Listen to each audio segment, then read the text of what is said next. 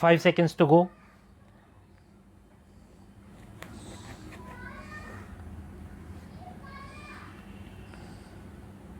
Start. At the cost of repetition, it is observed that as per the incentive policy declared by the state government, the power generating company was put in the list of ineligible industries and thus independently was not entitled to the exemption under the original entry number 255-2. Thus, by such a transfer sale from the eligible unit to another unit, the benefit of exemption is availed by the ineligible industry which is wholly impermissible and that cannot be said to be the intention of the government while providing the incentive in the form of exemption from payment of purchase tax. Such a benefit of exemption was available is concerned, the aforesaid has no substance. In the taxation matters, every assessment year period is a different year period. The scheme of the statute does not in any manner indicate that the incentive provided has to continue for the consecutive years irrespective of the fulfilling of the eligibility conditions. Applicability of the incentive is directly related to the eligibility and not dehors the same. If it is found that the industrial undertaking does not fulfill the eligibility criteria, it cannot claim the incentive exemption.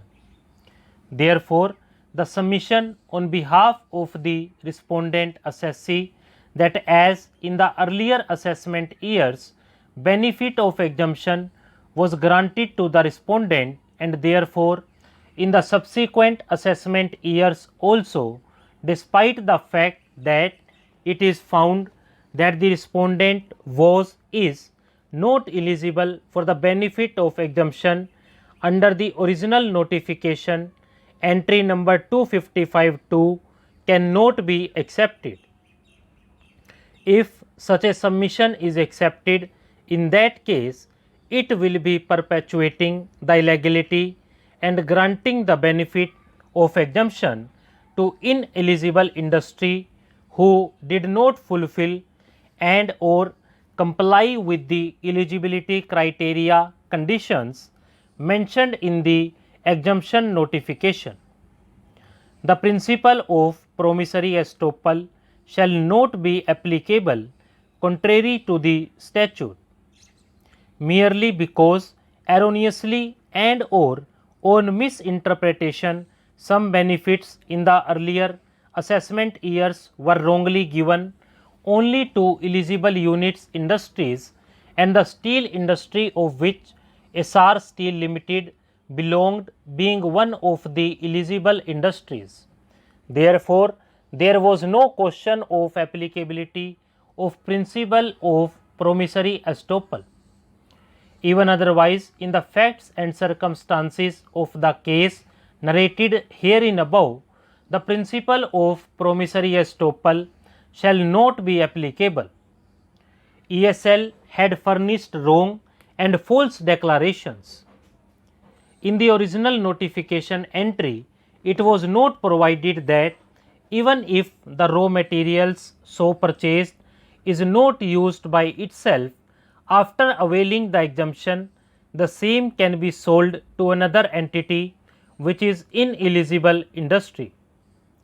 It did not provide that in such a situation also, and despite the fact that raw material is not actually used by the eligible unit which was required to be used even as per the declaration in form number 26, such eligible unit shall be entitled to the exemption. No such promise was given. The wordings and the language used in the exemption notifications are very clear, simple and unambiguous. Therefore, when there was no such promise and or representation, the demand cannot be said to be hit by the principle of promissory estoppel as observed and held by the tribunal as well as the High Court in the impugned judgment and order. Stop.